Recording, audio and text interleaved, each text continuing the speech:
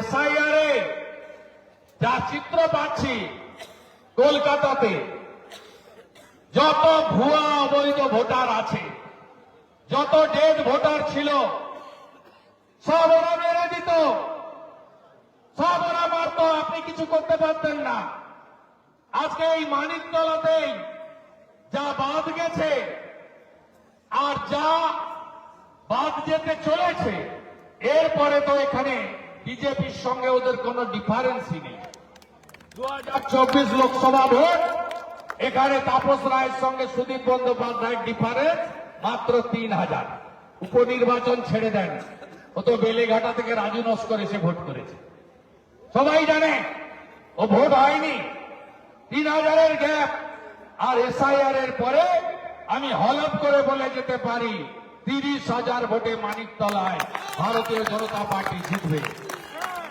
আপনারা জোর বাঁধুন, যারা নোটিশ পাবেন হিয়ারিং এ সবাই যাবেন 16 তারিখের পরে। দায়িত্বটা আমাদের কর্মীদের, নজর রাখবেন, কারণ মমতা ব্যানার্জির টার্গেট হয়ে আছে বিশেষ করে হিন্দু ভোটাররা, বিশেষ করে যারা বাঙালি হিন্দি ভাষী ভোটার। আমি মনে করি বাংলায় কথা বলেন যারা, তারা তো বাঙালি, আবার তারা বাংলায় কথা বলেন না, কিন্তু অনেক বংশ পরম্পরায় তারা পশ্চিমবঙ্গে থাকেন। আমি তাদের বলি তারা বাঙালি, হিন্দি ভাষী বাঙালি।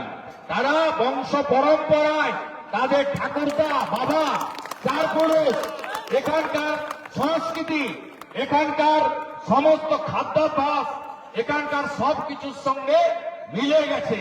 তাই মমতা ব্যানার্জি এদেরকে বলে বাহারি, আর বাংলাদেশি মুসলিম অনুপ্রবেশকারীদের বলে দামাত। এটাই হলো মমতা ব্যানার্জির চরিত্র। তাই ধীরেন্দ্র শাস্ত্রী ব্রিগেডে বলে গেছে না, জাত পাতের মধ্যে বিভক্ত হবেন না, ভাষার মধ্যে বিভক্ত হবেন না।